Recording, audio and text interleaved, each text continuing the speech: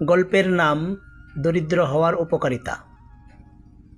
একদিন ক্লাসে এক ছাত্র তার শিক্ষককে প্রশ্ন করল, হুজুর, কিয়ামতের দিন হিসাব হবে কিভাবে? ছাত্রের প্রশ্ন শুনে শিক্ষক কিছুক্ষণ নিশ্চুপ বসে রইলেন। তারপর জামার পকেট থেকে কিছু টাকা বের করে ছাত্রদের মাঝে বন্টন করে দিলেন।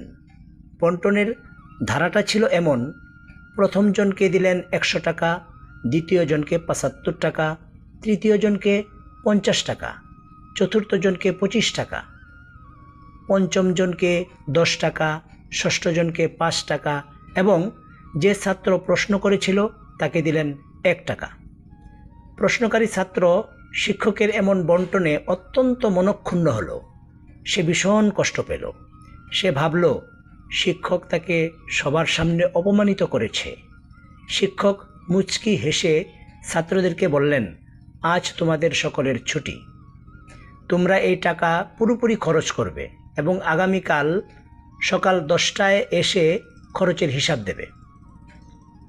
ছাত্ররা মাদ্রাসায় যথারীতি পরের দিন আসলো। শিক্ষক ছাত্রদেরকে রান্নাঘরে নিয়ে গেলেন। চুলায় চড়ানো গরম তাওয়া দেখিয়ে বললেন, তোমরা একজন একজন করে এই তাওয়ায় দাঁড়িয়ে আমার দেয়া টাকার হিসাব দেবে। প্রথমে এগিয়ে এলো যে ছাত্রকে 100 টাকা দিয়েছিলেন সেই ছাত্র তাওয়ায় দাঁড়ানোর পর শিক্ষক বললেন, আমার দেয়া টাকার হিসাব দাও। এমনিতে আগুনে উত্তপ্ত গরম তাওয়া, তার উপর খালি পা। ছাত্র এক পা নামায় তো এক পা তুলে, এভাবে অনেক কষ্টে তাওয়ায় দাঁড়িয়ে খরচের হিসাব দিতে লাগলো। হুজুর, আমি 5 টাকা দিয়ে এটা কিনেছি, 10 টাকা দিয়ে ওটা কিনেছি, 20 টাকা দিয়ে ওই জিনিস কিনেছি।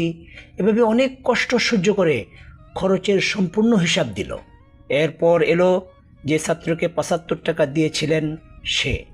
এভাবে ধারাবাহিকভাবে একে একে সবাই নিজের খরচের হিসাব উত্তপ্ত তাওয়ায় দাঁড়িয়ে দিতে লাগলো।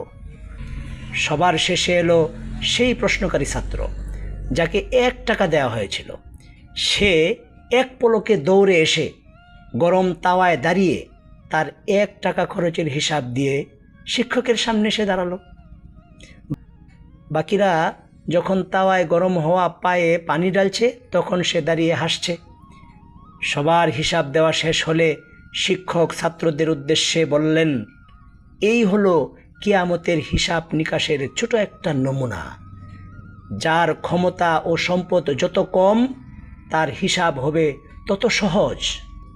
যার সম্পদ বেশি হবে, তার সম্পদের হিসাব দেওয়ার কষ্টটাও বেশি হবে।